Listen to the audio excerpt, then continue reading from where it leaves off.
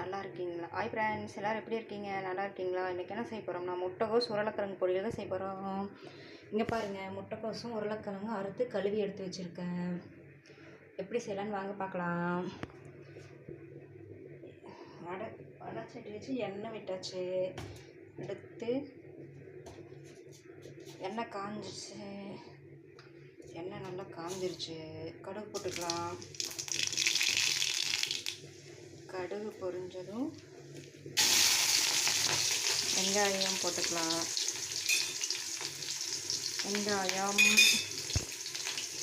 வெங்காயம் கருவேப்பிலை எல்லாம் போட்டு வெங்காயம் நல்லா வேகட்டும்.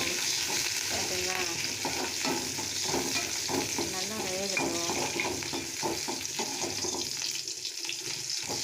நல்லா வெந்ததுக்கப்புறம் எல்லோரும் பச்சை மிளகா போடுவாங்க. ஆனால் நான் இன்றைக்கி பச்சை மிளகா போடலை. பச்சை மிளகா மிளகாத்தூள் தான் போட போகிறேன்.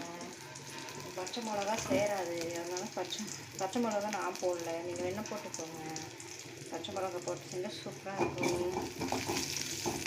பார்த்திங்கன்னா வெங்காயம் வெந்துருச்சு. இப்படி நல்லா வெந்ததுக்கப்புறம் எப்படி இந்த முட்டைக்கோஸும் உருளைக்கிழங்கும் சேர்த்துக்கலாம்.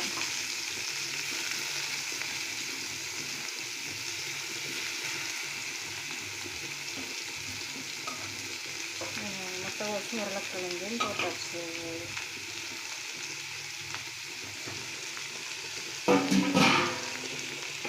இன்றைக்கி எங்கள் வீட்டில் பருப்பு குழம்பு முட்டைக்கோஸ் பொரியல். ஒரு கலர் கிளறி விட்டு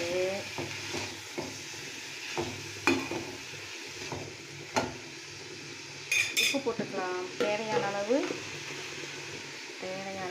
உப்பு சேர்த்துக்கலாம். அதுக்கப்புறம்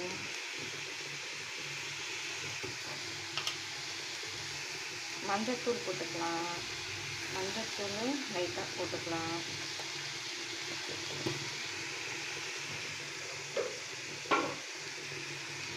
அதுக்கப்புறம் மிளகாய்த்தூள் போட்டுக்கலாம்.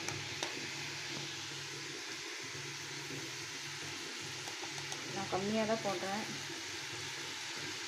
எவ்வளோ வேணுமோ அவ்வளோ சேர்த்துக்கோங்க. மிளகாத்தூள் பார்த்தீங்களா, மிளகாத்தூள் சேர்த்தியாச்சு. ஒரு கிளறி விட்டு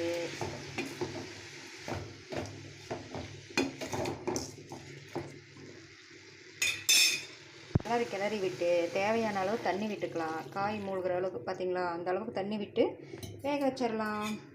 வெந்ததும் தேங்காய் பூ போட்டு இறக்கணும்னா சுவையான முட்டைக்கோஸ் ரெடி. வெந்ததும் பார்க்கலாம்.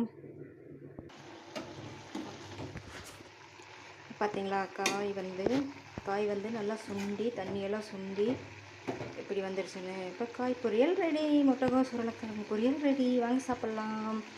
திஸ் வீடியோ ஸ்பான்சர் பை மோ டீ ஷாப்பிங்.